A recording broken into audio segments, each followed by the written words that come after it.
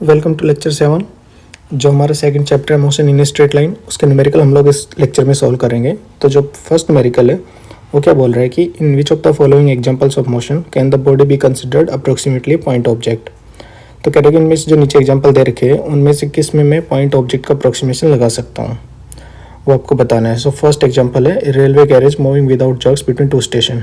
सो एक रेल का डब्बा है, वो दो स्टेशन के बीच में मूव कर रहा है विदाउट जर्क। तो क्या ये सिचुएशन में मैं पॉइंट ऑब्जेक्ट लगा सकता हूँ? अब ये अप्रोक्सीमेशन वैलिड है। तो देखिए पॉइंट ऑब्जेक्ट का अप्रोक्सीमेशन आपको याद होगा, तो मैंने क्या बताया था कि कोई ऑब्जेक्ट है वो पॉइंट ए से पॉइंट बी की तरफ मूव कर रहे हैं। सो अगर ऑब्जेक्ट का साइज बहुत ही कम है कंपेयर टू डिस्टेंस, जो उस ऑब्जेक्ट ने डिस्टेंस ट्रेवल की है उसके कंपैरिजन में अगर उसका साइज बहुत ही स्मॉल है तो उसमें हम उसको पॉइंट ऑब्जेक्ट की तरह ट्रीट कर सकते हैं। लेकिन एक चीज़ यहाँ पे और ध्यान रखनी है आपको कि वो सिर्फ मोशन जो है वो सिर्फ लीनियर होना चाहिए, कोई एंगुलर मोशन रोटेशन वगैरह नहीं होना चाहिए उसमें, तो वो वैलिड है। ओके, सो जो फर्स्ट है वो एग्जांपल में है ये यहाँ पे, क्या इसमें वैलिड होगा? तो यस, ये वैलिड होगा, क्योंकि देखिए कोई जर्क नहीं लग रहे हैं, ठीक है, और तो स्मूथली मूव कर रहे हैं। सो रेलवे कैरेज जो है उसका स्मॉल साइज जो है बहुत ही स्मॉल है कंपेयर टू जो दो स्टेशन के बीच की डिस्टेंस है, तो यहाँ पे वैलिड है अप्रोक्सीमेशन। दूसरा है a monkey sitting on top of a man cycling smoothly on a circular track. तो जो आपका जो मंकी है वो क्या कह रहा है कि उस पर्सन के सर के ऊपर बैठा है जो साइकिलिंग कर रहा है एक स्मूथ सर्कल के अंदर में, सर्कुलर ट्रैक में। तो इसमें भी क्या होगा, आपका वैलिड होगा, क्योंकि मैं यहाँ पे मंकी और वो जो पर्सन है उसको एक ऑब्जेक्ट की तरह ट्रीट कर सकता हूँ और वो अपनी पोजीशन चेंज नहीं कर रहा है। यानी कि अगर मंकी पर्सन के ऊपर अगर एकदम स्टिल है, वो आराम से बैठा है और वो उसका कोई मोशन नहीं है, तो उस केस में मैं उस कंप्लीट बॉडी को एक पॉइंट ऑब्जेक्ट की तरह ट्रीट कर सकता हूँ जो सर्कुलर ट्रैक पे मूव कर रहे हैं। थर्ड है a spinning cricket ball that turns sharply on hitting the ground. कह रहा है कि जो क्रिकेट बॉल है वो स्पिन कर रहा है और वो शार्पली टर्न करता है ग्राउंड पे हिट करके। तो इस केस में देखिए जब वो ग्राउंड पे हिट करेगा बॉल तो वहाँ पे आपका रोटेशन आ जाएगा, ठीक है। अगर रोटेशन या की वजह से जो इमोशन वो अफेक्ट होगा, सो यहाँ पे मैं पॉइंट ऑब्जेक्ट अप्रोक्सीमेशन नहीं लगा सकता हूँ, क्योंकि यहाँ पे रोटेशन इन्वॉल्व है। अगर रोटेशन इन्वॉल्व है, एंगुलर मोशन भी आ रहा है, तो it's just not a linear motion, angular motion भी है, तो इसलिए यहाँ पर मैं वो अप्रोक्सीमेशन नहीं लगा सकता हूँ। डी जो है वो कह रहा है tumbling beaker that has slipped off the edge of a table. Again beaker जो टम्बल कर रहे हैं यानी कि मूव करते हुए गिर रहे हैं। सो बीकर अगर टम्बल कर रहे हैं तो बीकर के अंदर जो लिक्विड है वो भी मोशन में है, ठीक है। अगर वो मोशन में है तो यहाँ पे बीकर के टम्बल की वजह से क्या फिर से रोटेशन आ रहा है। अगर रोटेशन आ रहा है तो उस बॉडी को मैं एक पॉइंट ऑब्जेक्ट नहीं ट्रीट कर सकता हूँ, ठीक है। सो ये भी आपका पॉइंट ऑब्जेक्ट नहीं होगा। नेक्स्ट देखिए, नेक्स्ट में क्या है आपका,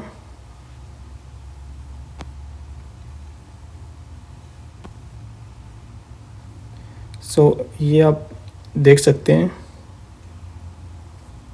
नेक्स्ट है आपका the position time graph for two children A and B returning from their school or to their homes P and Q respectively are shown in figure this. Choose the correct entries in brackets below. A/B lives closer to school than B/A.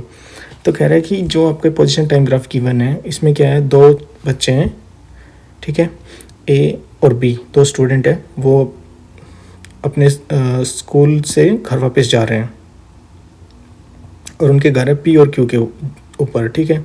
सो आपको choose करना है इनमें से कौन से statement जो है वो सही है। सो ए आपका है, एक है पी, ए का जो हाउस है वो है पी और बी का जो हाउस है वो है क्यू।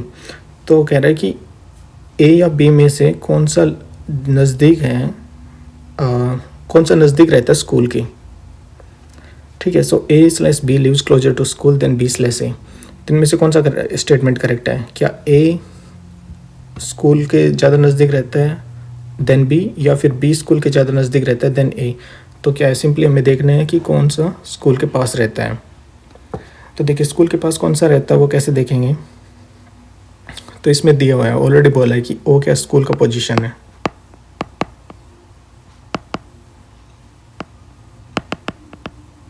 सो यहाँ पे आपका स्कूल है, इस पॉइंट पे देखिए। सो पी का घर यहाँ है, सॉरी ए का घर यहाँ है पी पे, बी का घर यहाँ पे है क्यू पे। सो कौन सी डिस्टेंस कम है, ये x1 हो गया आपका, और से दिस इज x2, ये पोजीशन हो गया, ठीक है। सो कौन सा कम है, x1 is less than x2, तो क्या होगा, A lives closer to school than B। सो ये यहाँ पे क्या आपका A ज़्यादा नज़दीक रह रहा है कंपेयर टू B, मतलब B के कंपैरिजन में A का घर ज़्यादा नज़दीक है। दूसरा क्या है,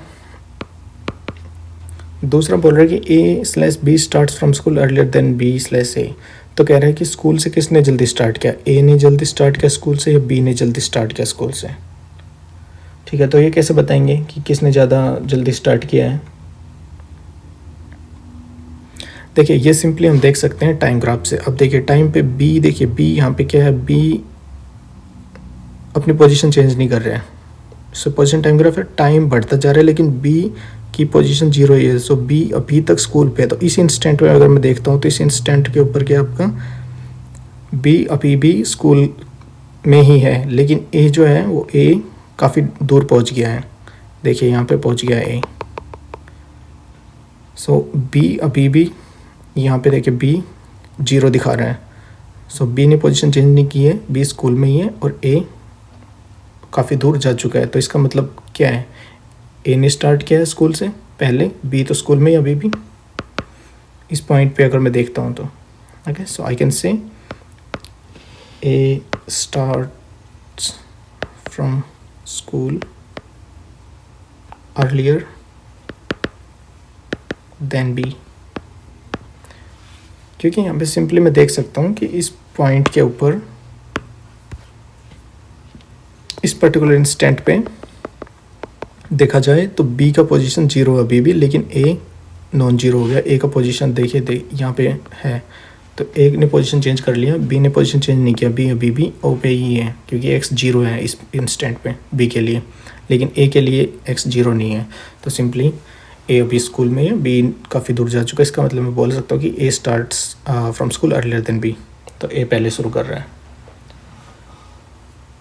तीसरा जो आपका है वो है कि A/B works faster than B/A। तो कह रहा है कि ए अभी में से कौन जल्दी चल रहा है।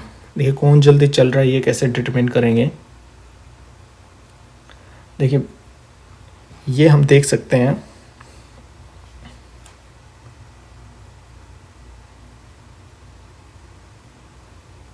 ओके। सो ऑलराइट, या सी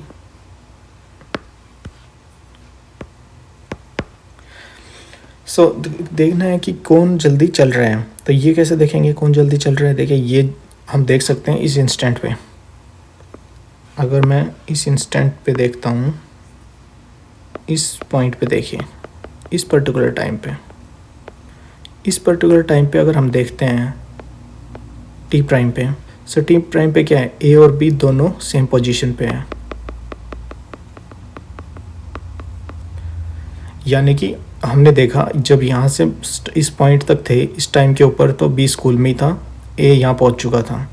लेकिन हमने देखा थोड़ी देर बाद ही क्या हुआ, बी और ए सेम पोजीशन पे आ गए हैं। तो इसका मतलब बी तेज़ी से चल रहा है, तभी वो देखिए तभी वो उसको कैच कर पाया। वो बी अभी स्कूल में था लेकिन इतनी तेज़ चला है वो कि थोड़ी देर में वो ए के बिल्कुल नज़दीक पहुँच गया, जबकि ए बहुत पहले चला था स्कूल से। तो इसलिए मैं बोल सकता हूँ इसमें कि बी वर्क्स फास्टर देन ए, क्योंकि इस पर्टिकुलर इंस्टेंट पे हमने देखा कि दोनों सेम पोजीशन पे हैं, दोनों एक जगह पहुंच चुके हैं, उस पर्टिकुलर जगह पे दोनों पहुंच गए हैं। लेकिन उससे थोड़ी देर पहले ही हमने देखा था कि बी जो था वो स्कूल में ही था और ए काफ़ी दूर पहुंच चुका था, लेकिन स्टिल बी ने उसको कैच कर लिया है। तो इसका मतलब क्या है, बी आपका तेज चल रहा है। Okay,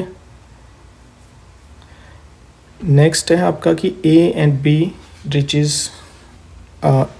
reach home at the same और स्लैश डिफरेंट टाइम।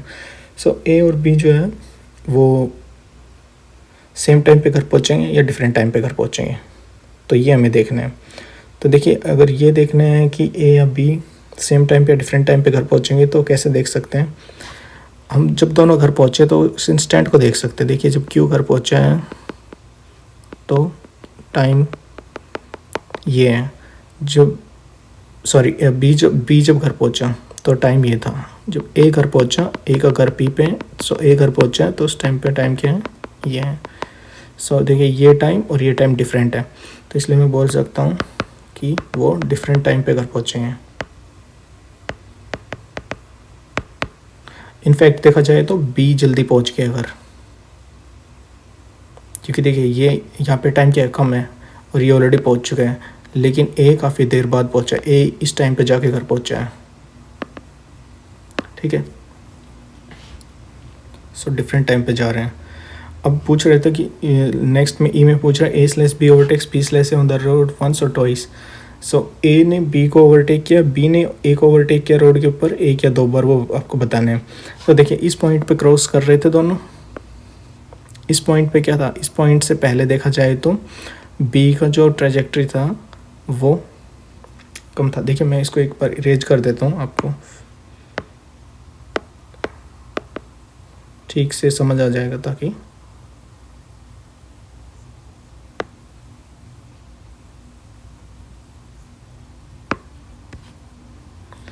तो कह रहे बी या ए ने किसने ओवरटेक किया। देखिए, इस पॉइंट पे देखा था तो बी अभी स्कूल में था, ए यहाँ पर पहुँच चुका है।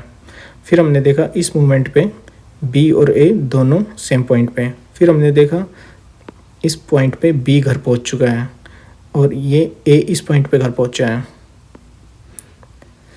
तो यहाँ पे देखिए, बी पहले पहुँच रहा है, बी पहले पहुँच गया क्योंकि ये कम टाइम लगा रहा है। सो इसका मतलब बी ने ओवरटेक किया है ए को। सो सिंपली हमें पता लग रहा है कि बी ने ओवरटेक किया है, लेकिन कितनी बार ओवरटेक किया है, जस्ट एक बार, क्योंकि उनके पास एक ही बार क्रॉस हुए हैं। ठीक है, सो बी ने ओवरटेक किया है ए को। So B overtakes A on the road once.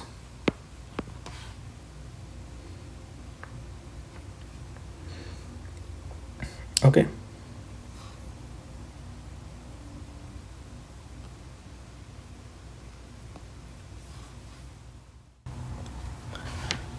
Okay, so next है, उसमें पूछ रहा है a woman starts from her home at 9 AM, walks with the speed of 5 km/h on a straight road up to her office 2.5 km away, stays at her office up to 5 PM and returns home by an auto with a speed of 25 km/h. Choose suitable scales and plot them x graph for a promotion. तो कह रहा है कि एक औरत है, वो अपने घर से 9 बजे निकल रही है और वो वॉक करती है अपने ऑफिस की तरफ स्ट्रेट रोड के ऊपर, जो कि 2.5 किलोमीटर दूर उसके घर से, विद स्पीड ऑफ 5 km/h, और अपने ऑफिस में रहते हो 5 बजे तक, और उसके बाद घर वापस आती है by an auto with speed of 25 km/h। तो आपको क्या करना है, सुटेबल स्केल्स यूज करके एक्सटी ग्राफ प्लॉट करना है उसका मोशन का। तो देखिए, एक्सटी ग्राफ प्लॉट करने के लिए हम लोग यहाँ पे बोल सकते हैं टाइम टी, पोजीशन एक्स। सो एक्सटी ग्राफ कैसे प्लॉट करेंगे। देखिए, एक्सटी ग्राफ प्लॉट करने के लिए सिंपल है। जब टाइम क्या था,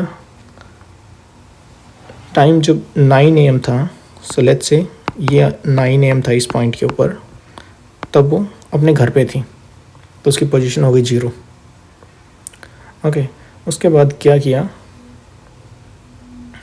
उसके बाद उसने सी वॉक्ड स्ट्रेट। ठीक है, वो उसने स्ट्रेट चला विद स्पीड 5 km/h की स्पीड से, और उसने चला है और ऑफिस तक पहुंची है। 2.5 किलोमीटर दूर था ऑफिस, तो डिस्टेंस ऑफिस का वो है 2.5 किलोमीटर। देखिए, मुझे निकालने के ऑफिस में कितने टाइम पे पहुंची है। 9 बजे अगर घर से निकली है तो कितनी देर में ऑफिस तक पहुंचेगी। सो मुझे सिंपली टाइम कैलकुलेट करना है। सो टाइम क्या होगा, देखिए आपका स्पीड जो होता है डिस्टेंस अपॉन टाइम। सो अगर आपको टाइम निकालना है वो हो जाएगा सिंपली आपका डिस्टेंस अपॉन स्पीड, क्योंकि डिस्टेंस होता है, सॉरी स्पीड होता है डिस्टेंस अपॉन टाइम। सो अगर आपको टाइम निकालना है तो डिस्टेंस बाय स्पीड हो जाएगा। सो डिस्टेंस है 2.5 किलोमीटर, स्पीड है 5 kilometre per our. So our ऊपर चला जाएगा, सो कितना हो जाएगा 0.5 आवर, यानी कि आधे घंटे में वो ऑफिस में पहुंच जाएगी। सो आधे घंटे में अगर ऑफिस पहुंच रही है तो यहाँ पे 9, ओके, सो इस पॉइंट पे लेट्स से यहाँ पर उसका ऑफिस है, यहाँ पर वो पहुंची है 9। अब इसमें स्केल को 1 आवर के स्केल में अगर लिखता हूँ, so let's say 10 is somewhere here, okay, so or let's say 10 is at this point, so 9.5 sorry 9:30 यहाँ पर होगा। सो ये पॉइंट हो जाएगा।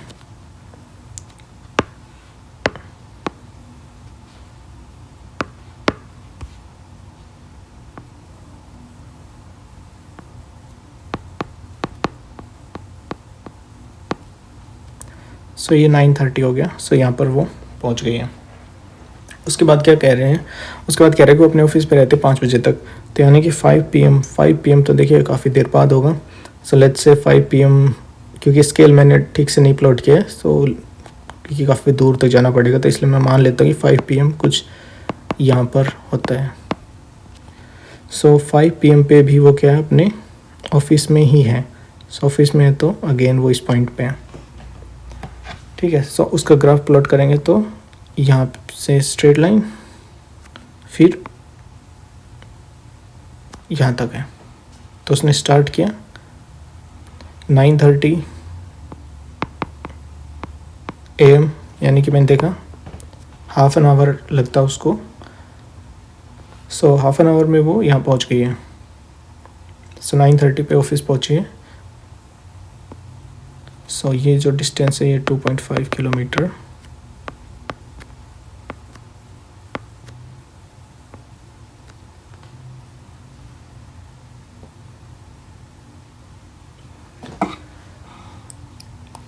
ओके। सो नेक्स्ट कह रहा है कि आपका फिर then okay she stays at office till 5, तो 5 बजे तक अपने ऑफिस में रहे उसके बाद, and then return home by an auto with the speed of 25 kilometre per hour. उसके बाद कह रहे हैं कि वो ऑटो से घर आई है 25 किलोमीटर पर आवर की स्पीड से। देखिए तो इसमें क्या होगा, अगेन फिर अब वो आफ्टर 5 PM घर आ रही है, तो स्पीड है 25 kilometre per our, okay. Distance उसने सेम ट्रेवल करना है, कि घर आने के लिए 2.5 किलोमीटर का डिस्टेंस ट्रेवल करना पड़ेगा। तो टाइम कितना लगेगा इस केस में, टाइम क्या हो जाएगा D/S, सो D इज 2.5 बटे 25, ओके। सो यहाँ पे आप क्या कर सकते हैं, सिंपली ये कितना हो जाएगा आपका, अगर इसको आप कैंसिल करेंगे तो 0.1 आवर। सो 0.1 आवर हो गया ये आपका।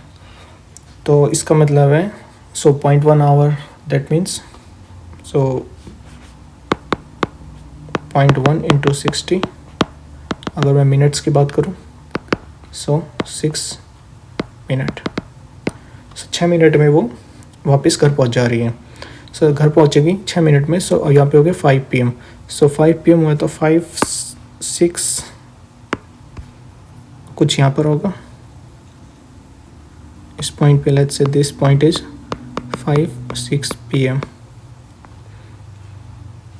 सो फिर से इस पॉइंट पे उसने पहुंचना है।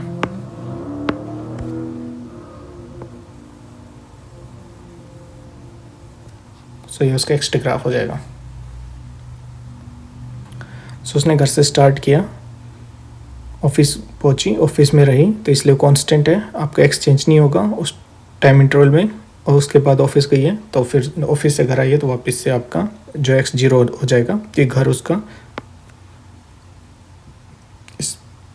जहाँ पर उस पोजीशन को मैं ओरिजिन मान रहा हूँ, यानी कि वहाँ पे x 0 है आपका।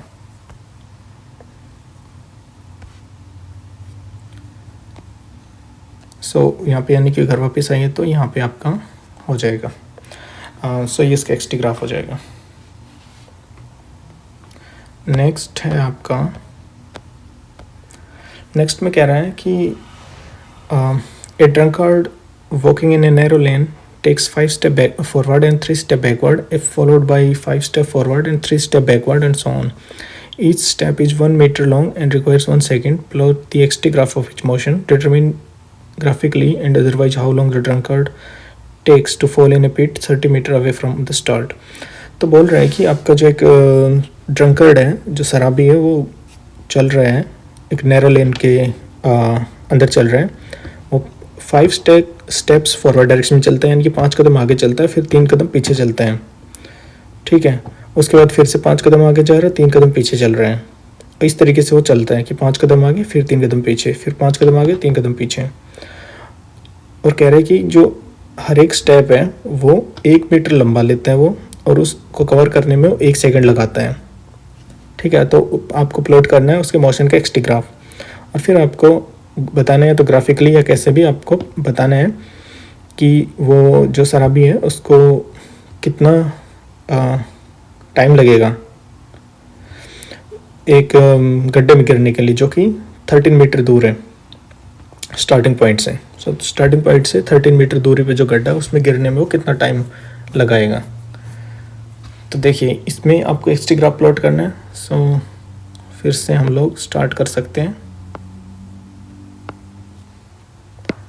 टी एक्स, अब देखिए फिर से मुझे अगर देखना है, तो उसने स्टार्ट किया, तो मैं मान लेता हूँ यहाँ से उसने स्टार्ट किया है, तो मेरा स्टार्टिंग पॉइंट हो गया।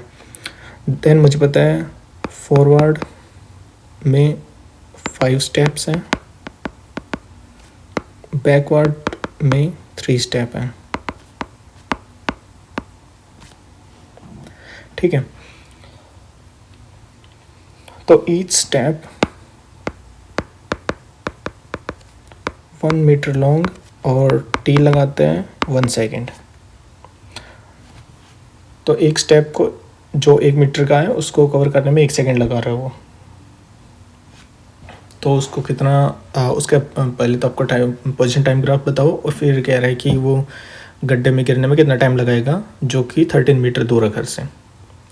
तो देखिए, पहले तो मैं देखता हूँ कि एक स्टेप में फिर वो एक बार में जो 5 स्टेप फॉरवर्ड जा रहा है, 3 स्टेप बैकवर्ड जा रहा है, तो कितना डिस्टेंस ट्रेवल कर रहा है वो हमें देखना है।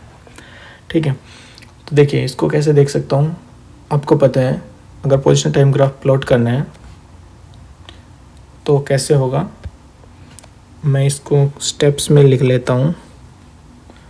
सो लेट्स से 1 2 3 4 5 6 7 8 9 10 11 12, और यहाँ पे ये टाइम हो गया आपका, और इसको भी मैं लिख लेता हूँ। ये सेकंड में मान लेते हैं हम, टाइम सेकंड में, एक्स हम मान रहे हैं कि मीटर में है।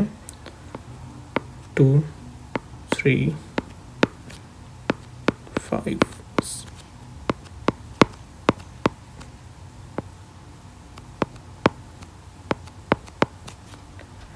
10। ओके, सो एक्स मीटर में मान लेता हूँ मैं, टाइम मान लेता हूँ सेकंड में, क्योंकि एक्स हम मीटर में मान रहे हैं, क्योंकि एक स्टेप जो एक स्टेप 1 मीटर का है। तो बोल रहे हैं कि 5 स्टेप आगे गया, 5 स्टेप आगे गया है तो 5 सेकंड का टाइम लगा, तो 5 स्टेप आगे जाएगा तो 5 मीटर दूरी तय करेगा। 5 आपका 5 सेकंड में वो पहुँचता है इस पॉइंट पे, ये पॉइंट आपका। तो यानी कि पहले तो ये हो गया, फिर क्या है आपका 3 स्टेप वो पीछे जा रहा है, 3 स्टेप पीछे जा रहा है, तो यानी कि नेक्स्ट 3 सेकंड में वो 3 मीटर पीछे आएगा, क्योंकि एक स्टेप का डिस्टेंस कितना 1 मीटर। तो नेक्स्ट 3 स्टेप कितना हो गया 1 2 3 8 इस पॉइंट पे। तो इस पॉइंट पे 3 स्टेप पीछे आना है उसने, 8 के ऊपर 3 स्टेप पीछे आएगा तो 5 माइनस 3 यानी कि 2।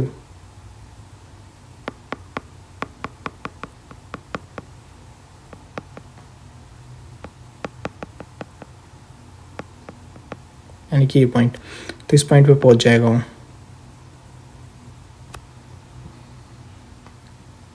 फिर उसके बाद क्या कर रहे हैं, फिर से वो 5 स्टेप आगे जाएगा।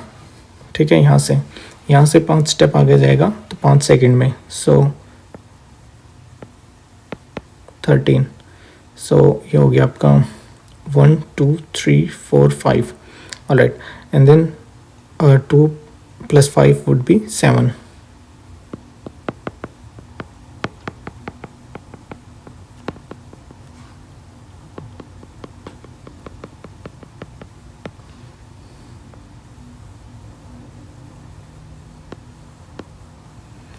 ये हो गया। अब देखिए, इसको मैंने कंटिन्यूस प्लॉट नहीं किया, लेकिन इस तरीके से मोशन होगा, आप समझ गए होंगे। अभी पहले 5 स्टेप आगे, सो ये फॉरवर्ड डायरेक्शन में था, फिर ये बैकवर्ड डायरेक्शन में आया, फिर फॉरवर्ड डायरेक्शन में गया, फिर बैकवर्ड डायरेक्शन में आएगा, फिर फॉरवर्ड में। इस तरीके से वो मूव कर रहे हैं। तो एक्सटी ग्राफ कुछ इस तरीके से आपको दिखेगा। लेकिन अब आपको पता करना, आप यहाँ से अब इंट्यूटिवली देख सकते हो कि, या फिर आप पूरा ग्राफ प्लॉट करके भी निकाल सकते हो कि 13 मीटर अगर दूरी उसने तय करनी है तो कितना टाइम लगाएगा। तो देखिए, हमने देखा कि वो 5 सेकंड में 5 मीटर तय करता है, फिर हम देखते हैं 8 सेकंड में वो 2 मीटर तय करता है। मतलब एक्चुअल डिस्टेंस देखा जाए तो 2 मीटर, क्योंकि वो 3 मीटर पीछे आ गया है। ओके, सो अगर मैं यहाँ से देखूँ ईच साइकिल में वो 2 मीटर उसने डिस्टेंस ट्रेवल किया है और टाइम लगाया 8 सेकंड। ओके, ईच साइकिल मतलब फॉरवर्ड प्लस बैकवर्ड मोशन जो कर रहे हैं, उसमें 2 मीटर का डिस्टेंस ट्रेवल करता है, क्योंकि 5 आगे जाता है 3 पीछे आता है। तो मतलब उसने 2 स्टेप लिए हैं उसने, तो यानी कि 2 स्टेप में 2 मीटर डिस्टेंस ट्रेवल किया है और टाइम लगा था 8 सेकंड, क्योंकि एक स्टेप को कवर करने में 1 सेकंड का टाइम लगता है। तो टोटल 8 स्टेप लिए उसने, तो 8 सेकंड लग गए।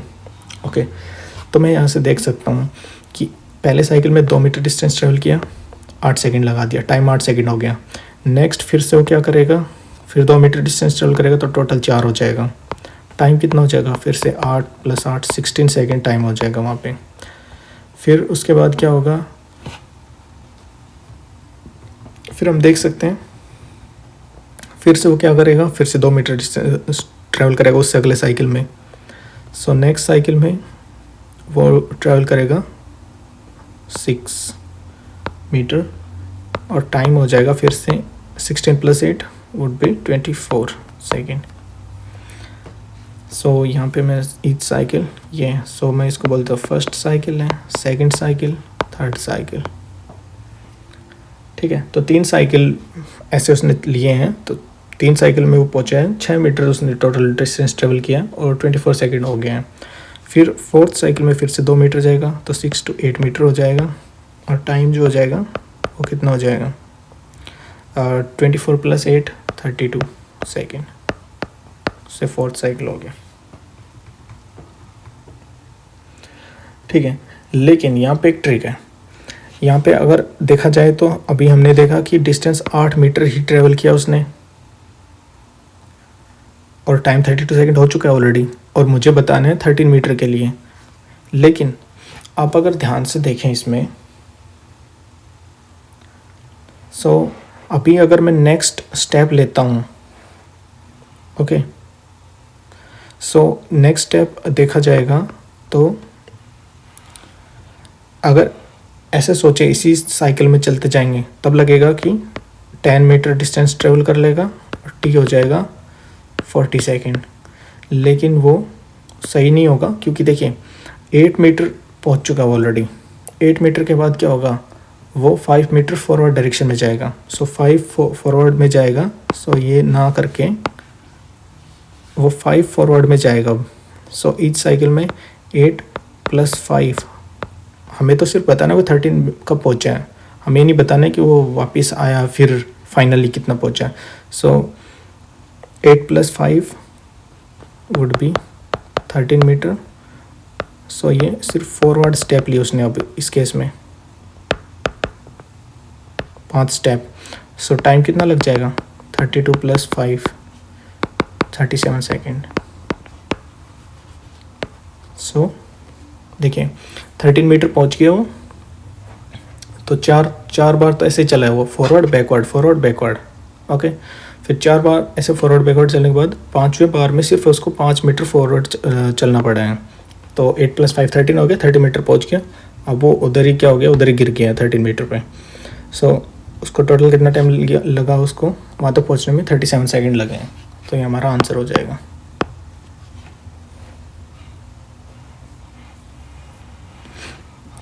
सो अगर आप यहाँ से जाते तो रॉन्ग आंसर निकालते पीसी को, अगर ऐसे करते रहेंगे 10 फिर 12 के बाद तो फिर 14 आ जाएगा, राइट। लेकिन ध्यान से अगर देखें तो 8 के बाद में सीधा वो 5 स्टेप लेगा, तो 13 बन गया है ऑलरेडी। मैं 6 से सीधा नहीं ले सकता, क्योंकि 6 के बाद 5 स्टेप आगे जाएगा तो 6 + 5 ओनली 11 होता है, और 13 पहुँचा नहीं है अभी, वो 11 हुआ, फिर वो बैकवर्ड डायरेक्शन में आ गया है, 8 हो गया। 8 के बाद फिर 5 लेगा तो फिर 13 होगा। सो ये आपका आंसर था। नेक्स्ट कह रहा है, car moving along a straight highway with a speed of 126 km/h is brought to a stop within a distance of 200 meter. What is the retardation of the car assumed uniform and how long does it take for the car to stop? तो कह रहा है कि आपका जो car है वो एक स्ट्रेट हाईवे के अलोंग मूव कर रहे हैं। स्पीड है आपके पास दिया हुआ है 126 km/h, और उसके बाद कह रहा है कि is brought to a stop within a distance of 200 metre. So 200 metre की दूरी पे आपको कार जाके रुक गए हैं। सो ये आपका स्टॉपिंग डिस्टेंस हो गया 200 मीटर। ब्रेक लगाया स्ट्रेट हाईवे के ऊपर, 200 मीटर दूर जाके कार रुक गया। What is the retardation of the car. So कह रहा है कार का रिटार्डेशन आपको बताना है। अज्यूम यूनिफॉर्म की यूनिफॉर्म एक्सेलरेशन है, या retardation is basically negative acceleration. Okay, acceleration decrease हो रहा है उसको रिटार्डेशन बोलते हैं। सो हमें बताना है कि कितना रिटार्डेशन है और कितना टाइम लगता है कार को रुकने में। तो देखिए अगर कार रुका है तो हमें पता है कि फाइनल वेलोसिटी कितना हो जाएगा कार का, 0, ठीक है। और अगर मैं जो मेरे काइनेमेटिक इक्वेशंस हैं उनको देखूं तो मुझे पता है कि v फाइनल का जो स्क्वायर है इक्वल टू v इनिशियल का स्क्वायर प्लस 2ax होता है। तो यहाँ से मैं निकाल सकता हूँ फाइनल वेलोसिटी 0 है, इनिशियल वेलोसिटी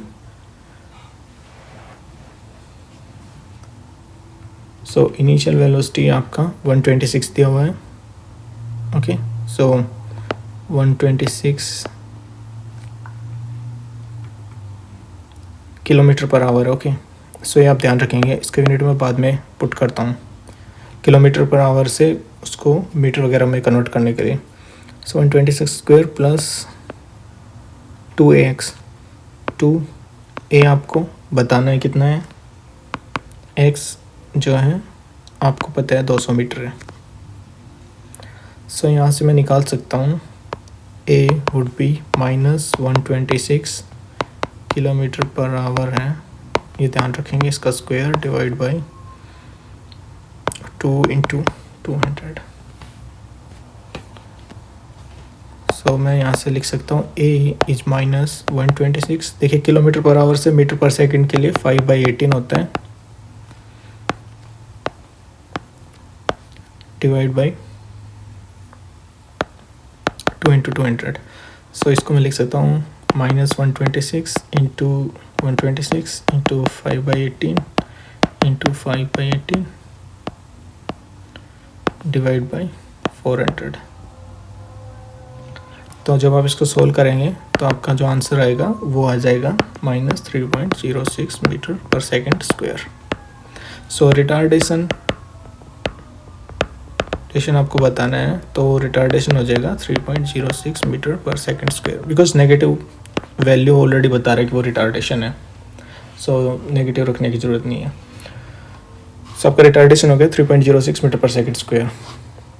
तो ये कार का रिटार्डेशन था। देखिए यहाँ पे बोला यूनिफॉर्म है, इसलिए मैंने ये इक्वेशन लगाया यहाँ पे। अगर यूनिफॉर्म नहीं बोलता तो मैं इसको डायरेक्टली नहीं यूज़ कर सकता था, मैंने आपको पहले ये बताया हुआ है।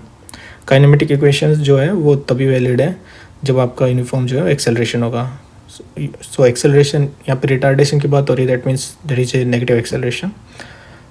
सो ये इक्वेशन यहाँ हम यूज कर सकते हैं, नहीं तो आपको कैलकुलस यूज करके सॉल्व करना पड़ेगा अगर एक्सेलरेशन यूनिफॉर्म नहीं है तो।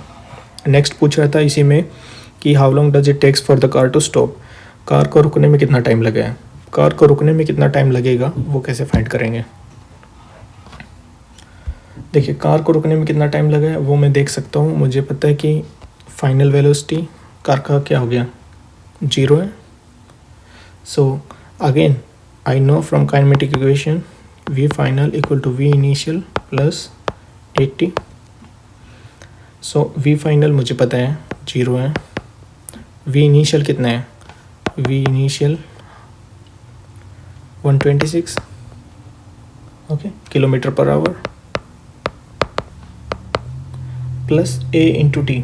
देखिए एक्सेलरेशन यानी कि रिटार्डेशन अब मुझे पता लग गया, -3.06 एक्सेलरेशन है, और ये ध्यान रखना मीटर पर सेकंड में है, मीटर पर सेकंड स्क्वायर, और टी मुझे फाइंड करना है। सो यहाँ से अगर देखा जाए तो -126 किलोमीटर पर आवर 5/18 कर दूंगा तो मीटर पर सेकंड में हो गया।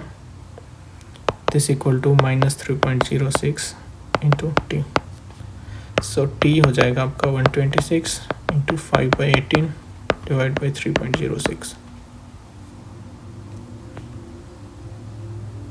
ओके। सो इसको अगर आप सॉल्व करेंगे तो आपका टी बन जाएगा 11.48 सेकेंड। सो आपका आंसर हो जाएगा, सॉरी 11.4 सेकेंड नॉट 8। सो ये 11.4 सेकेंड आपका आंसर हो जाएगा। सो उसको कितना टाइम लगेगा, 11.4 सेकेंड लगेगा कार को रुकने में। और कितनी दूर जाके रुकेगा, 200 मीटर दूर जाके कार रुकेगा। ये दिया हुआ था हमें, रिटार्डेशन हमने देख लिया। अगर रिटार्डेशन दिया होता तो हम स्टॉपिंग डिस्टेंस भी निकाल सकते थे।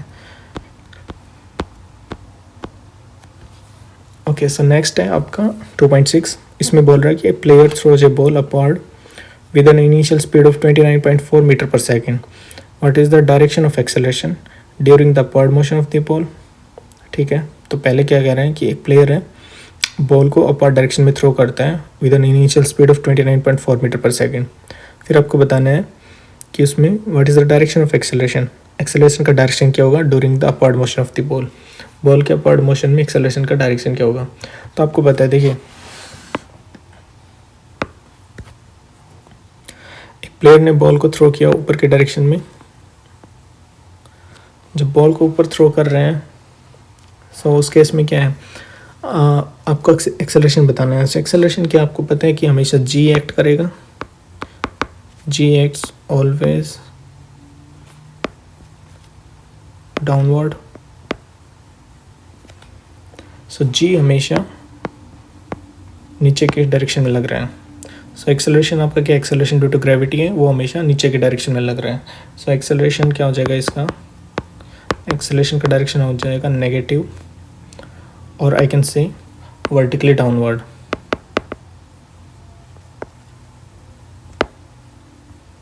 क्योंकि आपका बॉल ऊपर जा रहा है, आप ऊपर फेंक रहे हो बॉल को, लेकिन ग्रेविटी नीचे की तरफ लग रहा है, एक्सेलरेशन ड्यू टू ग्रेविटी। सो उसमें एक्सेलरेशन नेगेटिव आएगा हमेशा, और वो नीचे की डायरेक्शन में वर्टिकली डाउनवर्ड लग रहा है। सो ये एक आंसर हो गया। बी में बोल रहे कि what is the velocity and acceleration of the ball at the highest point of its motion. जब वो मोशन के हाईएस्ट पॉइंट पे पहुंचे तो वेलोसिटी और एक्सेलरेशन क्या होगा। आपको पता है जब आपने बॉल को यहाँ से थ्रो किया ऊपर के डायरेक्शन में तो बॉल यहाँ पहुंचेगा तो इसका वेलोसिटी क्या हो जाएगा, 0, क्योंकि रुक जाएगा बॉल वहाँ पे। सो वी फाइनल 0 हो गया, वेलोसिटी 0 हो गया क्योंकि वो रुक जाएगा सबसे हाईएस्ट पॉइंट पे जाके। और एक्सेलरेशन बताना आपका, एक्सेलरेशन क्या होगा। एक्सेलरेशन फिर से देखिए, एक्सेलरेशन आपका फिर से क्या होगा, -g, क्योंकि ग्रेविटी नीचे की तरफ लग रहा है। इस पॉइंट पे पहुंच के तब भी उसके एक्सेलरेशन क्या, एक्सेलरेशन ड्यू टू ग्रेविटी है, नीचे की डायरेक्शन में, यानी कि -9.8 metre per second square. So negative sign ही यहाँ पे बोल रहे हैं कि वो वर्टिकली डाउनवर्ड डायरेक्शन में लग रहे हैं। सो एक्सेलरेशन हो गया 9.8 मीटर पर सेकंड स्क्वायर, उसकी एक्सेलरेशन है, वर्टिकली डाउनवर्ड डायरेक्शन में लग रहा है।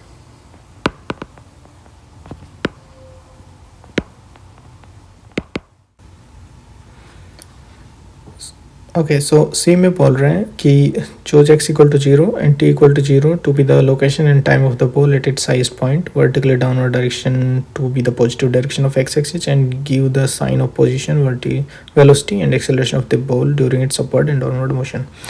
तो आपको बोल रहे हैं कि जो अब आपका जो बॉल है उसका जो हाईएस्ट पॉइंट है, उस पॉइंट के ऊपर अगर मैं x को 0 t को 0 कंसिडर करता हूँ और नीचे के डायरेक्शन को, वर्टिकल डाउनवर्ड डायरेक्शन को पॉजिटिव मान लेता हूँ, पॉजिटिव एक्स बोलता हूँ, तो आपको बताना है पोजीशन, वेलोसिटी और एक्सेलरेशन के की वैल्यूज़ बतानी है during its upward and downward motion. उसके अपवर्ड और डाउनवर्ड मोशन के अंदर में आपको एक्सप्लेन करना है।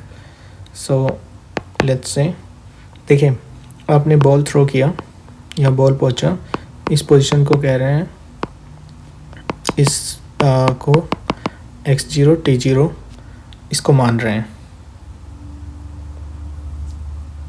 ओके, सो डाउनवर्ड डायरेक्शन को हमने मानना है पॉजिटिव।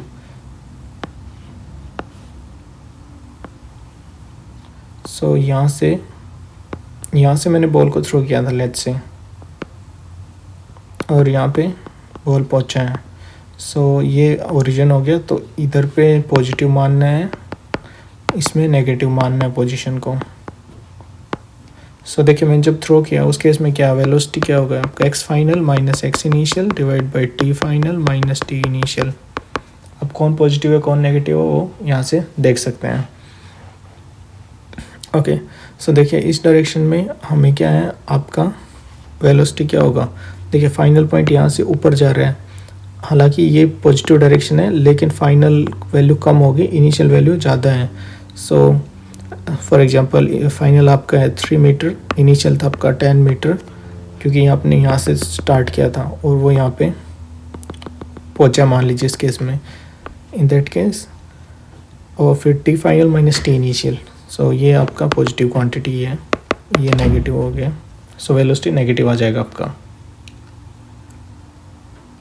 सो वी हो गया नेगेटिव। पोजीशन क्या है, पोजीशन आपका आएगा पॉजिटिव, क्योंकि आप स्टिल उसमें हो,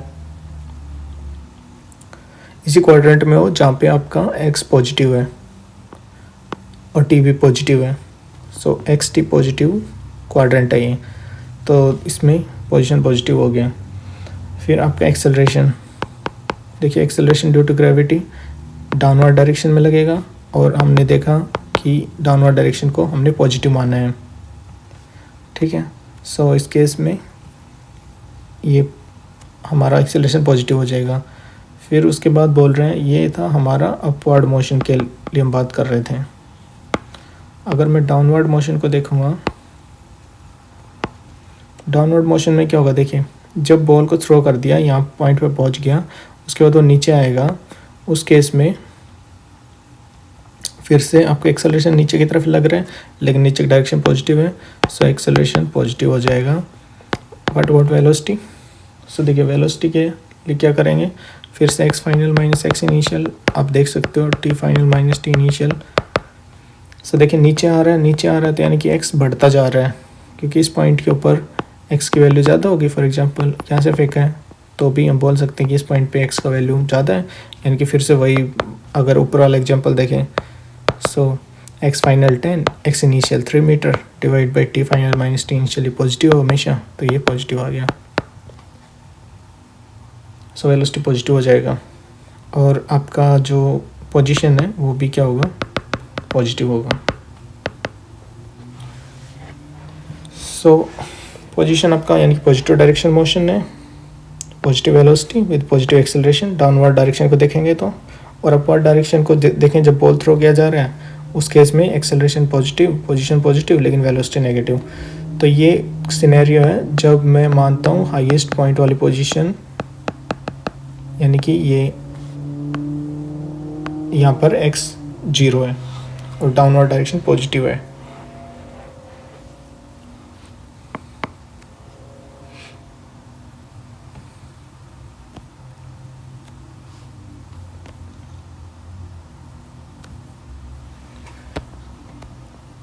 नेक्स्ट है इसी में डी में बोल रहे हैं to what height does the ball rise and after how long does the ball return to the player's hand, take g equal to 9.8 metre per second square and neglect air resistance. तो कह रहा है कि कितनी height तक ball rise करेगा ये आपको बताना है और कितना टाइम लगेगा बॉल को रिटर्न करने में प्लेयर के हैंड में वापस, तो वो भी आपको कैलकुलेट करना है।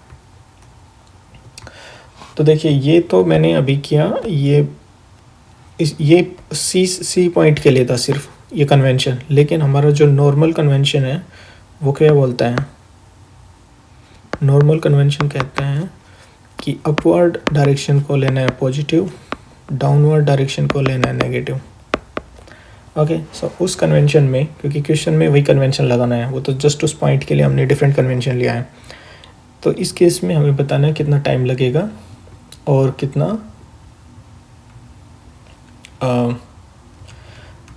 कितनी हाइट तक गया है, और दूसरा बताना है कि कितना टाइम लगेगा बॉल को वापस आने में। सो मैं मान रहा हूँ कि यहाँ से हमने बॉल को थ्रो किया इस पॉइंट से, सो ये इस हाइट तक पहुँचा है, लेट्स से ये h हाइट बताना है मैंने। ओके, सो यहाँ पे एक्सेलरेशन नेगेटिव, आपको पता है नेगेटिव लगेगा क्योंकि g डाउनवर्ड डायरेक्शन में है। सो हम लोग देख सकते हैं कि हमारा जो वेलोसिटी है v फाइनल का square equal to v initial का स्क्वायर प्लस 2ax, ये होता हमारा। अब यहाँ से मैं अगर x यानी कि हाइट निकालूँगा, so final minus initial divide by 2a, final कितना है 0, क्योंकि रेस्ट पे हो जाएगा, बॉल वहाँ जाके रुक रहा है। और उसके बाद में क्या है आपका initial velocity. So initial velocity आपको बोला गया है, क्वेश्चन में दिया है, इनिशियल स्पीड था आपका 29.4 मीटर पर सेकेंड। सो इसको मैं लिख सकता हूँ 29.4 डिवाइड बाई, फिर आपको बताना है 2 इंटू ए, उससे एक्सेलरेशन आपका 9.8 माइनस 9.8 हो जाएगा क्योंकि डाउनवर्ड डायरेक्शन में है। सो ये टोटल आपका, हम इसको अगर सॉल्व करेंगे तो ये आएगा लगभग 44.1 मीटर। सो ये हमारा हाइट निकल गया, इतनी दूरी तक बॉल जाएगा। उसके बाद हमें बताना है कि कितना टाइम वापस आने में उसको लगेगा। सो x equal to, we also know that x not equal to v naught t plus half at square।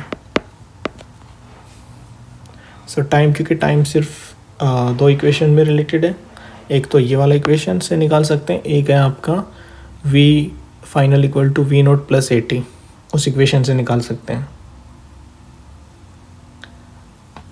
Okay, सो यहाँ से अगर देखा जाए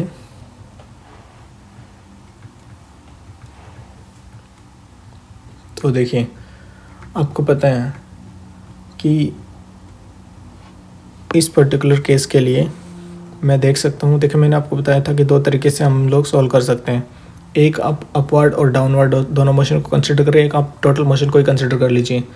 सो अगर इस इक्वेशन में देखा जाए, सो यहाँ पे डिस्प्लेसमेंट क्या था, इनिशियल आपने जब उसको थ्रो किया और फाइनल जब वो आपके पास पहुँचा, तो दोनों 0 पॉइंट से स्टार्ट हो रहे थे, यहाँ से थ्रो किया था आपने और यहीं आके वापस पहुँचा है। सो यानी कि ये तो 0 हो जाएगा डिस्प्लेसमेंट। इनिशियल वेलोसिटी आपका 29.4 हो गया, t plus half acceleration minus 9.8 into t square, ये हो गया। तो यहाँ से करेंगे तो minus 29.4 t equal to minus 4.9 t square. Okay, इससे सोल्व करेंगे तो टी का वैल्यू जो आ जाएगा, क्योंकि एक टी से एक टी कैंसिल हो जाएगा और ये नेगेटिव भी साइन भी कैंसिल आउट हो जाएंगे, टी आ जाएगा 6 सेकेंड। सो एक आपका मेथड है ये। दूसरा क्या है, दूसरा हम लोग सोल्व कर सकते हैं अपवर्ड डाउनवर्ड को। सो पहले अप मोशन को देखा जाए। सो अप में क्या करेंगे, V final is equals to we note plus 80। Okay, so ये मैं देख सकता हूँ ये कितना बनेगा। वी फाइनल 0 है, इनिशियल 29.4 है, एंड देन एक्सेलरेशन -9.8 है into t. So this implies T कितना जाएगा, यहाँ से टी बन जाएगा आपका 3 सेकेंड। उसके बाद हम डाउन डायरेक्शन को देखेंगे, जब वो आप नीचे आ रहा है ऊपर से जब नीचे आ रहा है तो फिर से अगर मैं देखता हूँ तो उस केस में क्या बनेगा,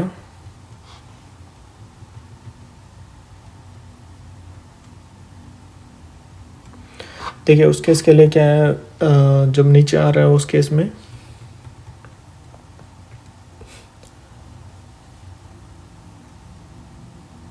उसके लिए मैं बोल सकता हूँ कि डाउनवर्ड मोशन के लिए मुझे पता होना चाहिए फाइनल वेलोसिटी, जो मैं नहीं बोल सकता हूँ। इनिशियल वेलोसिटी मुझे पता है, तो अगर मैं सेम फॉर्मूला लगाऊंगा तो फिर से मुझे टाइम कैलकुलेट करना है, तो टाइम यहाँ से मैं डायरेक्टली कैलकुलेट नहीं कर सकता हूँ। तो इसलिए मैं क्या करूँगा, एक्स टी वाला फॉर्मूला लगाऊंगा। एक्स इक्वल टू फिर से v note t plus half 80 square. So x displacement कितना है, देखिए डिस्प्लेसमेंट यहाँ पे आपका अब कितना नीचे आएगा, वो हाइट के जितना नीचे आएगा, और हाइट कितना हमने ऊपर से एस्टिमेट किया था 44.1 मीटर, लेकिन वो डाउनवर्ड डायरेक्शन में आ रहा है, तो डाउन आ रहा है तो हाइट -44.1 हो जाएगा ये, क्योंकि आपको ध्यान होगा एक्स को हम रिप्लेस करते हैं एक्स माइनस एक्स नोट से। सो फाइनल पॉइंट है, अगर मैं इसके 0 कोऑर्डिनेट मानता हूँ, यहाँ से स्टार्ट किया है, तो ये अप पॉजिटिव और डाउन मतलब नेगेटिव।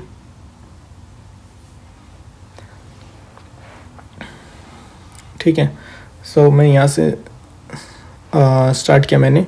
सो आपका जो एक्स इनिशियल जो था वो कितना था, इनिशियल पॉइंट के कोऑर्डिनेट थे, सो ये 0 है तो ये 44.1 हो गया, सो -44.1, और एक्स कितना है 0 है, क्योंकि ये फाइनल पॉइंट यहाँ पे आपका 0 है।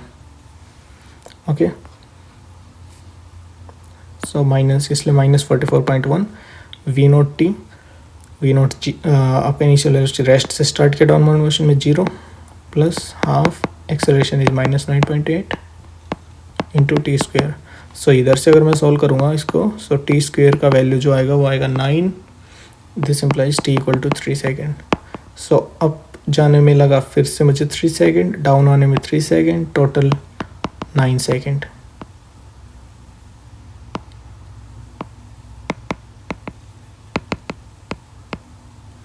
और 9 सेकेंड टोटल लगे हैं, सॉरी नॉट 9, 3 + 3 6। सो 3 अप जाने में 3 डाउन आने में टोटल लगे मुझे 6 सेकेंड। 6 सेकेंड और 6 सेकेंड मुझे यहाँ से मिला था।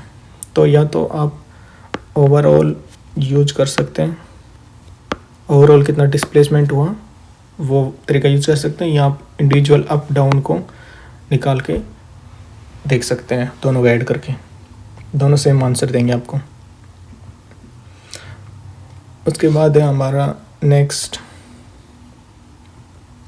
मैं calculate each statement carefully and state with reasons and example if it is true और फॉल्स। तो आपको बताना है नीचे स्टेटमेंट में से कौन सा स्टेटमेंट ट्रू या फॉल्स है, और आपको रीजन बताना है और एग्जांपल देना है।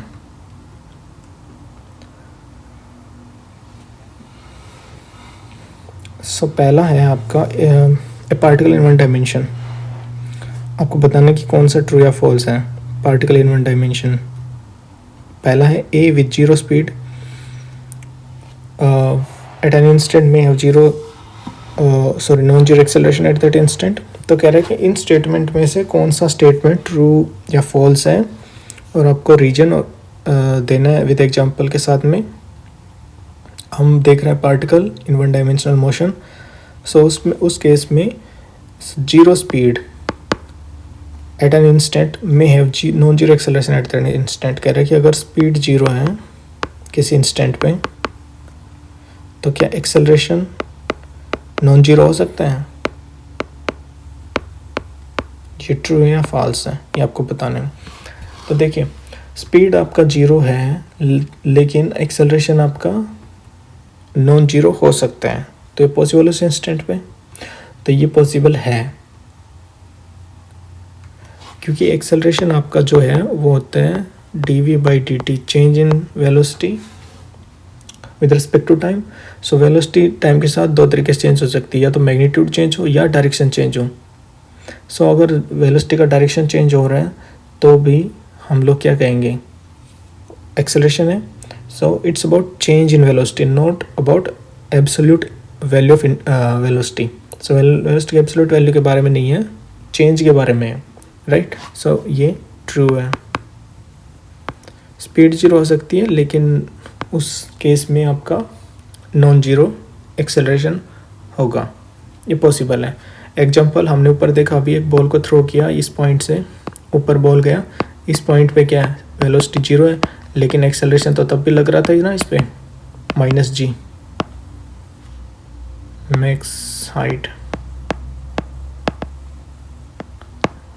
सो उस केस में देखा velocity zero, acceleration non zero, तो ये पॉसिबल है। फॉर एग्जांपल अगर बॉल को थ्रो किया अपर डायरेक्शन में तो एट हाईएस्ट पॉइंट के ऊपर जो है एक्सेलरेशन नॉन जीरो है, वेलोसिटी जो है वो जीरो है, क्योंकि उस पॉइंट पे हमने देखा कि वेलोसिटी डायरेक्शन चेंज करेगा, अप से डाउन आएगा। सो नेक्स्ट है हमारा बी में बोल रहा है विद जीरो स्पीड में हैव नॉन जीरो वेलोसिटी।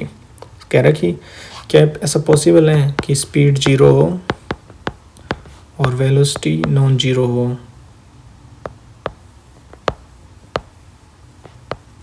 क्या पॉसिबल है?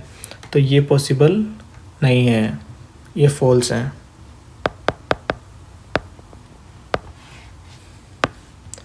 ये नहीं होगा क्योंकि आपका जो स्पीड होता है, अगर स्पीड जीरो है तो स्पीड आपको पता है कि स्पीड होता है basically magnitude of velocity.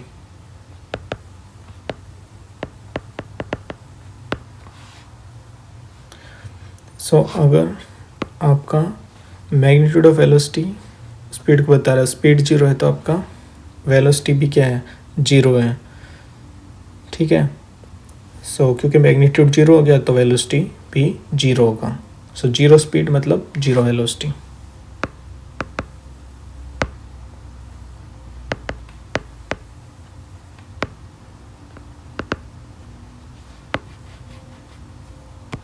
So speed magnitude होता है वेलोसिटी का, अगर वेलोसिटी का मैग्नीट्यूड ही जीरो है दैट मीन्स वो क्वांटिटी ही जीरो है, तो सिंपली स्पीड भी जीरो होगा।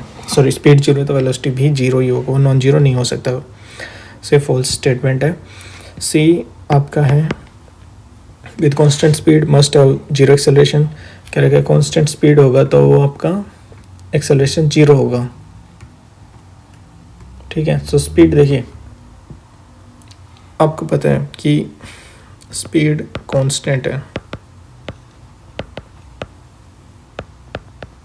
सो एक्सेलरेशन क्या होता है? एक्सेलरेशन होता है आपका dv/dt, rate of change of velocity with respect to time, okay. So अगर आपका स्पीड कांस्टेंट है सो उस केस में एक्सेलरेशन क्या होगा, जीरो हो जाएगा, क्योंकि कोई कांस्टेंट का डेरिवेटिव करेंगे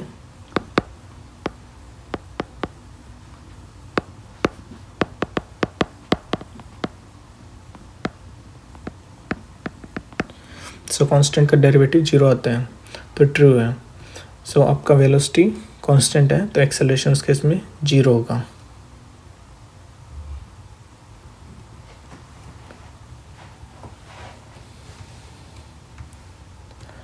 देखिए,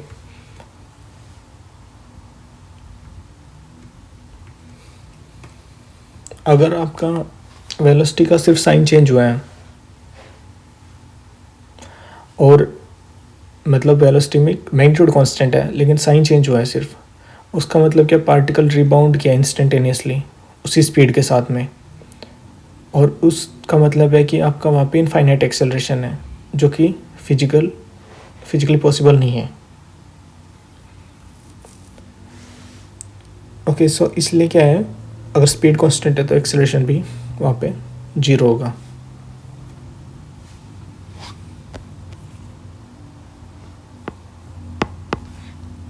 डी में बोल रहे हैं कि with positive value of acceleration must be speeding up. अगर पॉजिटिव वैल्यू है एक्सेलरेशन का तो वो it must be speeding up, तो वो स्पीड इंक्रीज हो रहा है उसका। क्या ये ट्रू है? तो ये ट्रू नहीं है। सो ये हमने देखा था स्पीड इट वाज ट्रू, और ये आपका फॉल्स है,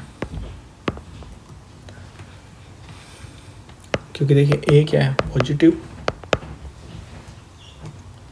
और कह रहा है कि एक्सेलरेशन अगर पॉजिटिव है तो स्पीडिंग अप ही होगा, तो ज़रूरी नहीं है। रिटार्डेशन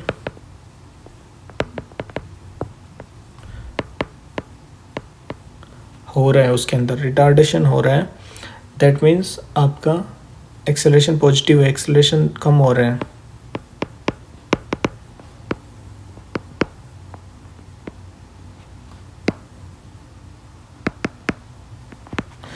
ओवर टाइम एक्सेलरेशन कम हो रहा है तो यानी कि एक्सेलरेशन स्टिल पॉजिटिव है, ठीक है, लेकिन आपका एक्सेलरेशन कम होते जा रहा है, पॉजिटिव है, तो उसका मतलब ये नहीं कि स्पीडिंग अप हो रही है। एक्सेलरेशन डिक्रीज हो रहा है तो वो स्पीड डाउन हो रहा है उसका, तो इसलिए ये फॉल्स है। ये केवल तभी ट्रू हो सकता है जब आपका जो डायरेक्शन है, पॉजिटिव डायरेक्शन, जो चूजन डायरेक्शन है, वो मोशन के अलोंग में हो, तो उस केस में पॉसिबल है। जैसे कि देखिए अगर ऐसा है,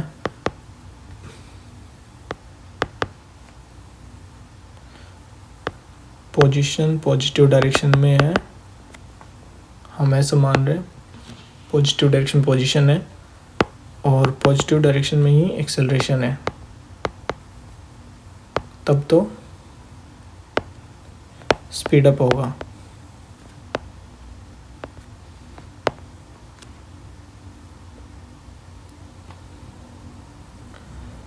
ठीक है, लेकिन अगर नेगेटिव पोजीशन है, यानी कि नेगेटिव डायरेक्शन में मोशन है और एक्सेलरेशन पॉजिटिव है, उस केस में क्या है, रिटार्डेशन होगा।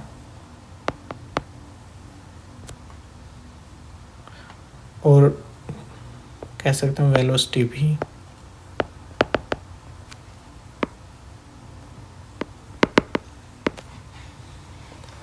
तो यानी कि पॉजिटिव पोजीशन है या पॉजिटिव वेलोसिटी है और पॉजिटिव एक्सेलरेशन है तो स्पीडिंग अप है, यानी कि सेम डायरेक्शन में है। जिस डायरेक्शन में मूव करे उसी डायरेक्शन को पॉजिटिव मानता हूँ, तो मैं बोल सकता हूँ एक्सेलरेशन और पोजीशन दोनों पॉजिटिव, यानी कि स्पीडिंग अप हो रहा है। लेकिन जिस डायरेक्शन में मूव कर रहा होगा उस डायरेक्शन में नेगेटिव मानता हूँ, उस केस में हालांकि एक्सेलरेशन पॉजिटिव है लेकिन वो डायरेक्शन नेगेटिव है, तो इसलिए वो रिटार्डेशन है। सो रिटार्डेशन मतलब सिंपली क्या है, एक्सेलरेशन जो पॉजिटिव वेलोसिटी हो रहा है तो वो रिटार्डेशन हो जाएगा आपका। So this is not true.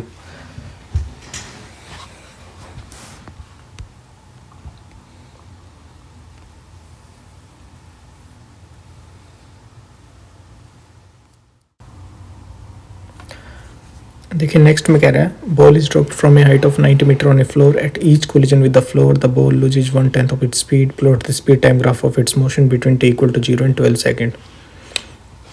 तो 90 मीटर की हाइट से बॉल को ड्रॉप किया गया है, तो मैं मान लेता हूँ ये हाइट है, ये x इक्वल टू 0, ये x इक्वल टू 90 मीटर है। यहाँ से बॉल को ड्रॉप किया गया है, जब वो नीचे आएगा बॉल तो उस केस में मुझे पता है कि वो 1/10 स्पीड लूज करेगा. So let's say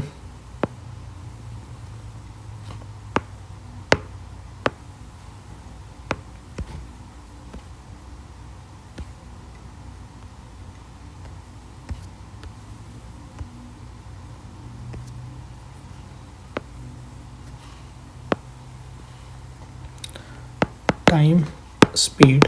so initial point तो मुझे पता ही है 0 है, क्योंकि इसने ऊपर से ड्रॉप किया. उस टाइम पे स्पीड 0 था, t=0 पे. जब वो नीचे आएगा उस केस में दो चीज़ें पता करनी है, टाइम क्या हो गया और स्पीड कितना है. ठीक है, तो दो चीज़ें कैसे फाइंड करेंगे, टाइम एंड स्पीड. तो मुझे पता है कि जो काइनेमेटिक इक्वेशन है मेरा, वो मुझे बताता है कि x =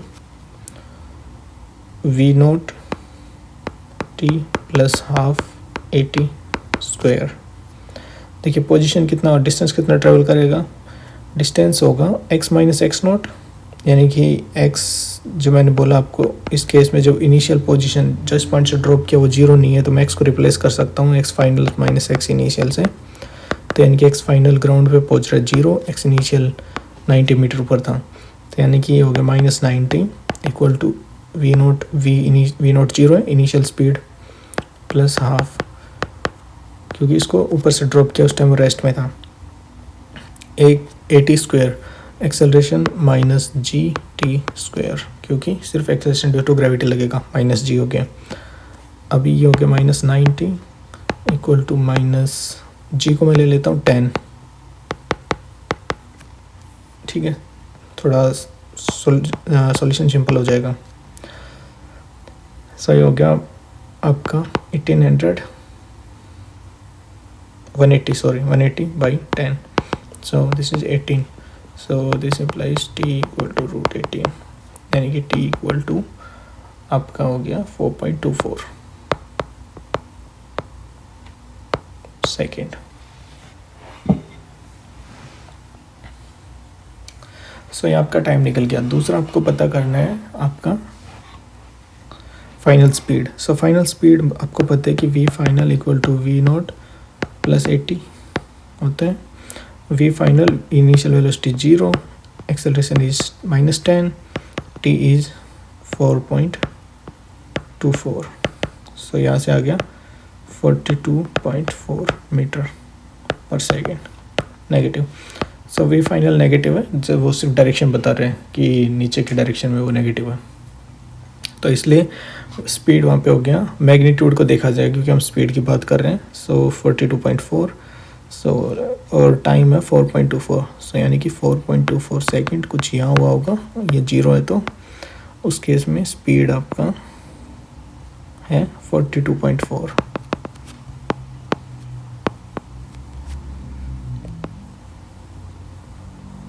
ये हो गया. ठीक है, उसके बाद हमें क्या दिया हुआ है, उसके बाद हमें कह रहे हैं कि लेकिन हमें प्लॉट करना है 0 से 12 सेकेंड तक. अभी तो मैंने 4.24 तक ही प्लॉट किया है. नेक्स्ट देखिए, अब वो नीचे आ गया तो अब नीचे से फिर वो ऊपर जाएगा.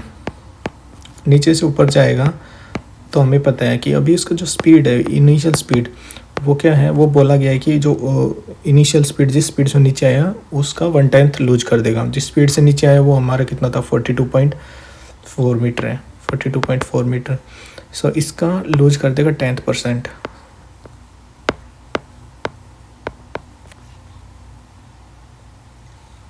ओके, सो ये मेरा स्पीड बन जाएगा. तो इसको मैं थोड़ा सिंपल कर सकता हूँ.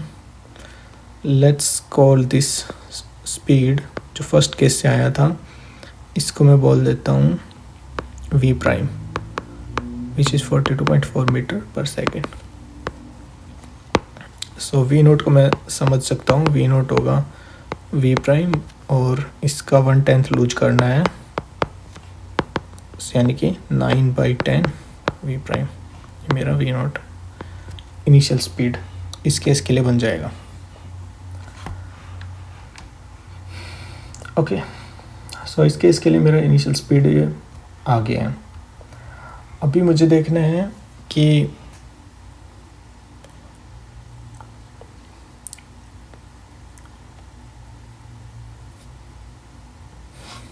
ओके, सो अभी मुझे फिर से क्या करना है, अभी स्पीड पता है, लेकिन अब ऊपर जाएगा तो मुझे पता है वी फाइनल 0 हो जाएगा। अब मुझे निकालना टाइम, कितना टाइम लगेगा ऊपर तक जाने में। सो मुझे पता है v f equal to we note plus 80 होता है, और ये 0 हो गया, ये हो गया 9/10 वी प्राइम। एक्सेलरेशन कितना है, -10 अगेन, क्योंकि जी हमेशा नेगेटिव डायरेक्शन में लगेगा, सॉरी डाउनवर्ड डायरेक्शन में, सो इसलिए माइनस का लिया जाएगा। और टी मुझे कैलकुलेट करना है। सो टी कितना बन जाएगा, यहाँ से टी आपका हो जाएगी, उधर जाएगा तो नेगेटिव माइनस, देखिए ये उधर जाके, so -10 t equal to -9/10 v prime. So t equal to 9/100 v prime, यानी कि यहाँ से मैं अगर वी प्राइम का वैल्यू ऊपर से इधर पुट करूँगा तो ये आ जाएगा 3.81 सेकेंड। सो यानी कितना टाइम लगेगा बॉल को ऊपर जाने में, लेकिन उस पॉइंट पे स्पीड 0 हो जाएगी, ये भी मुझे पता है। सो यानी कि 3.81 सेकेंड तो ये हो गया। सो टोटल टाइम कितना हो गया अभी तक जो बीत चुका है, 4.24 बॉल को नीचे आने में लगा था, right, 4.24 plus 3.81, so this is 8.05 second. So 8.05 second के ऊपर स्पीड 0 हुआ है जब वो ऊपर पहुंच गया। सो यानी कि समवेयर हेयर यहाँ पे स्पीड फिर से 0 हो गया। लेकिन देखिए एक चीज़ यहाँ पे है कि जब वो नीचे आया उस टाइम पे स्पीड जो थी वो 42.4 मीटर थी, इस पॉइंट पे था, लेकिन उसने तुरंत अपनी स्पीड लूज कर दी थी। तो लूज करने के बाद जो स्पीड बनी थी उसकी वो कितनी थी, ये, राइट, उसी इंस्टेंट पे लगभग। सो उस इंस्टेंट पे स्पीड थी 9/10 ऑफ वी। सो इससे करेंगे तो ये 0.9 ऑफ वी प्राइम, यानी कि वी प्राइम का कुछ 0.9 हो जाएगा, 0.9 इंटू वी प्राइम, यानी कि स्पीड थोड़ा कम होगा इसी इंस्टेंट पे। सॉरी, कुछ इस तरीके से, लेट्स से समवेयर हेयर, यहाँ पे वो पॉइंट है, उस पॉइंट से फिर ये लूज करेगा, सॉरी उस फिर ये ऊपर तक पहुँचेगा, तब स्पीड 0 हो जाएगा। अभी ऊपर पहुँच गया, स्पीड 0 हो गया, लेकिन अभी फिर से ये डाउन डायरेक्शन में आएगा। सो ऊपर से फिर नीचे आएगा, तो मुझे पता करना है कि ये ऊपर पहुँचा तो कितनी हाइट तक पहुँचा है, ठीक है। सो मुझे यहाँ पे एक हाइट भी पता करनी है, कितनी हाइट तक ये ऊपर गया है। वो मैं कैसे कर सकता हूँ, मुझे पता है कि V final square equal to V initial का स्क्वायर प्लस 2ax, और x पता करना आपको, सो हो जाएगा V F square minus V initial square divide by 2a।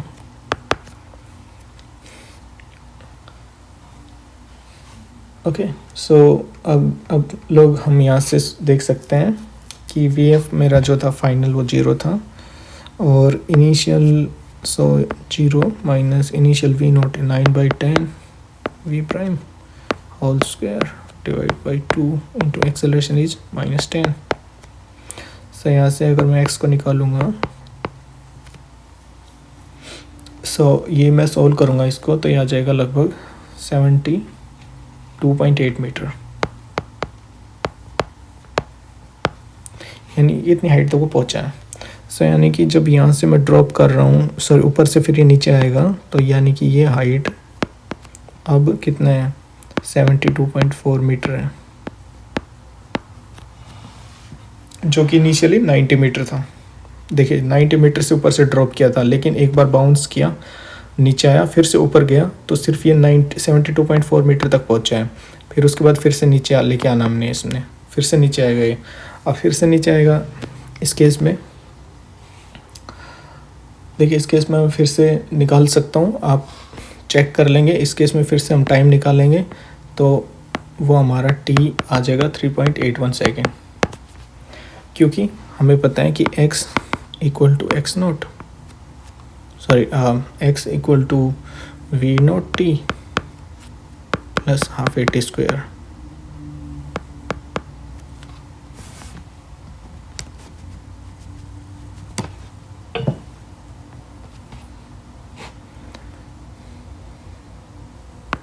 देखिए ऊपर से नीचे आ रहा है, जीरो इनिशियल स्पीड क्योंकि रुक गया था मोमेंटरीली ऊपर, और ये हो गया फिर प्लस का half A is -10 into t square.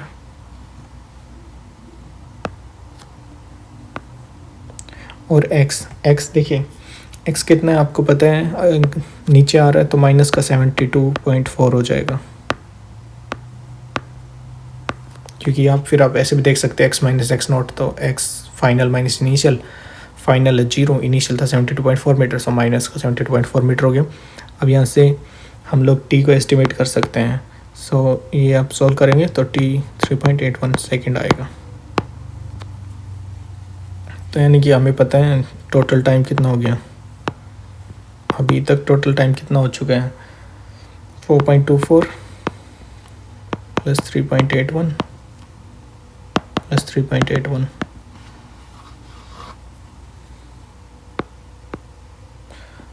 11.86।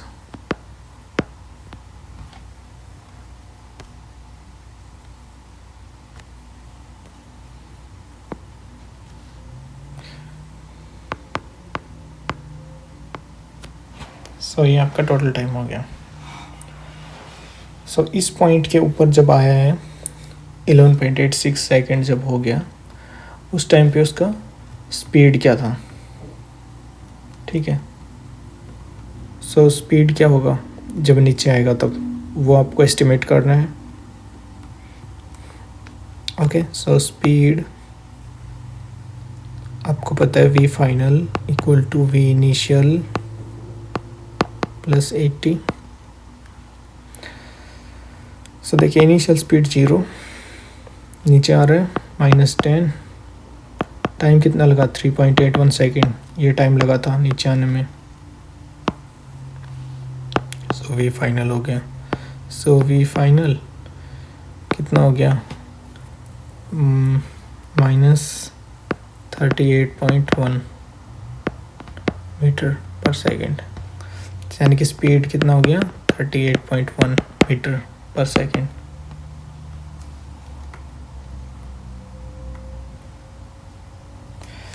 सो उस केस में फिर से क्या हुआ, इस पॉइंट के ऊपर टोटल टाइम हो गया आपका 11.86। सो मान लेते कुछ यहाँ पर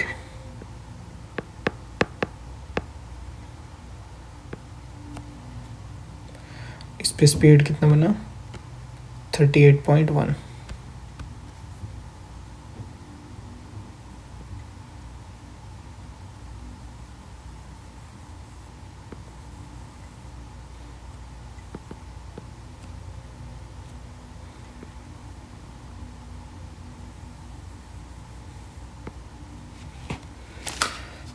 देखिए एक चीज़ थोड़ा देख सकते हैं हम लोग यहाँ से कि जो इनिशियल स्पीड उसने लूज किया था उस टाइम पे ये कितना बना था 9/10 ऑफ v प्राइम।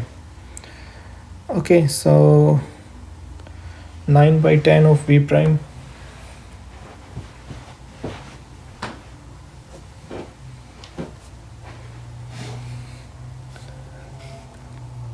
सो 42.4 आपका था v प्राइम, सो यानी कि 38.1 मीटर उसने स्पीड लूज की थी। तो ये पॉइंट जो था आपका वो था 38.1 मीटर पर सेकेंड, और अभी भी हमने देखा कि वो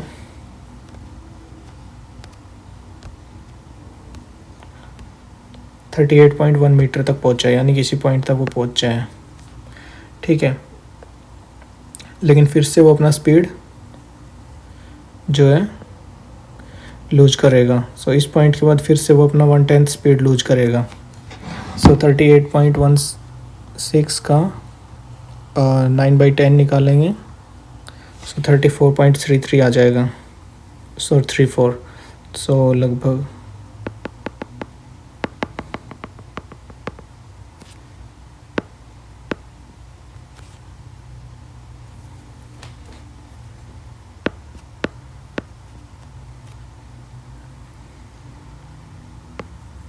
इस पॉइंट पे, लेकिन फिर से क्या होगा, वो हमें निकालना है 12 सेकंड तक।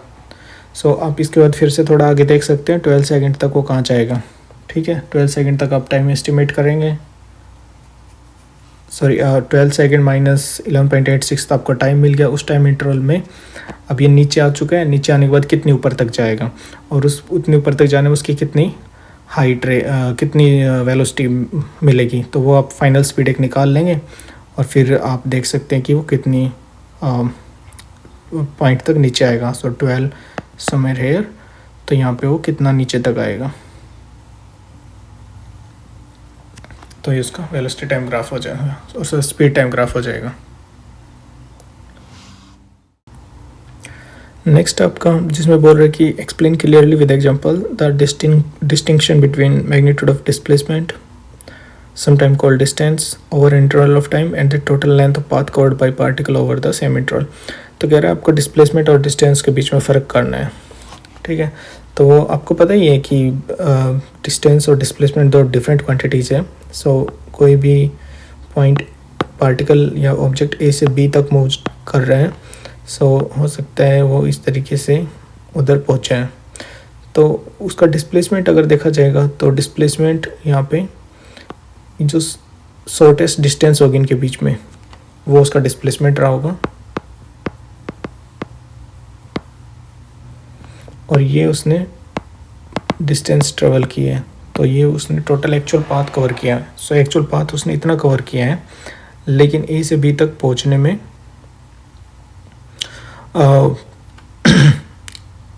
उसने जो डिस्प्लेसमेंट है उसका, वो जो शॉर्टेस्ट डिस्टेंस होगी वो डिस्प्लेसमेंट होगा उसका। फॉर एग्जांपल मैं कुछ इस तरीके से देख सकता हूँ कि पोजीशन है पार्टिकल का, लेट्स से टाइम है,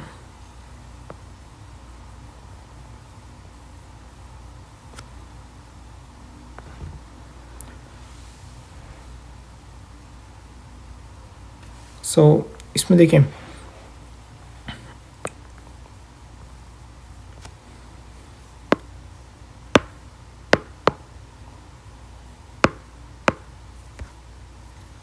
इस तरीके से हम देख सकते हैं टाइम x,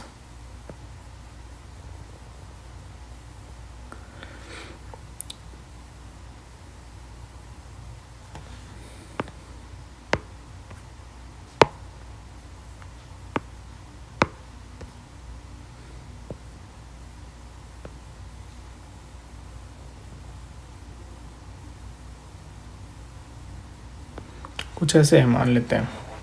सो इस केस में देखिए, अगर देखा जाए तो अगर मुझे निकालना है ए पॉइंट से इस पॉइंट के बीच में, तो इस पॉइंट से इस पॉइंट के बीच में जो उसका डिस्प्लेसमेंट था वो देखिए कितना था, यहाँ पे क्या पोजीशन थी और यहाँ पे क्या पोजीशन है उसका। सो उसका डिस्प्लेसमेंट ये हो जाएगा।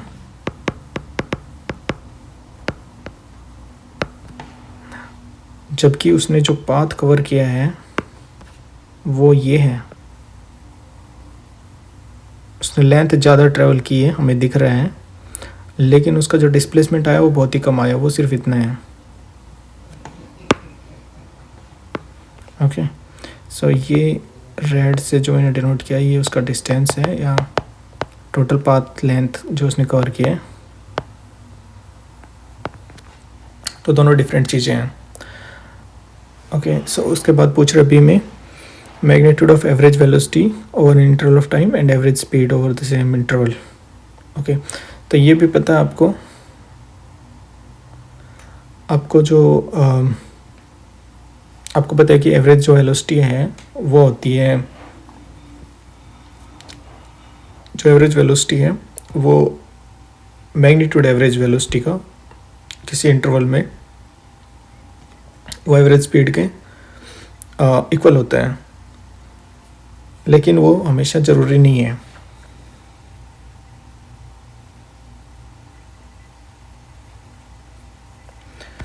तो उसके बाद पूछ रहा है हमें, अगर आगे देखते इस क्वेश्चन में कह रहा है कि show in both A and B that the second quantity is either greater or equal to the first quantity. When is the quantity equality sign true, for simplicity consider one dimensional motion. तो देखिए आपको पता ही है, यहाँ से इस example से दिख रहे हैं कि हमेशा जो डिस्टेंस है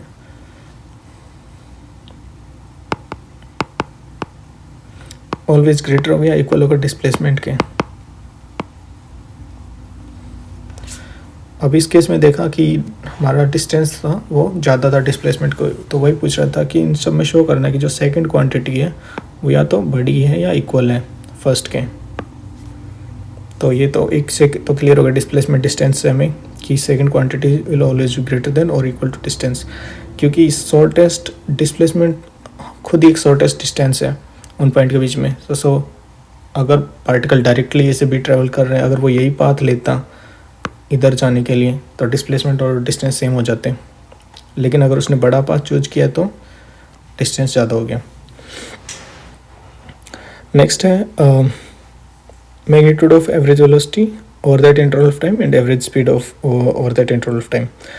तो ऑब्वियसली देखिए कुछ सिनेरियो में ऐसा हो सकता है कि आपका magnitude of average velocity equal to average speed हो, लेकिन हमेशा ऐसा ट्रू नहीं है। एवरेज स्पीड जो है वो निकालते हैं उसने कितना डिस्टेंस ट्रेवल की है divide by time taken. Okay, so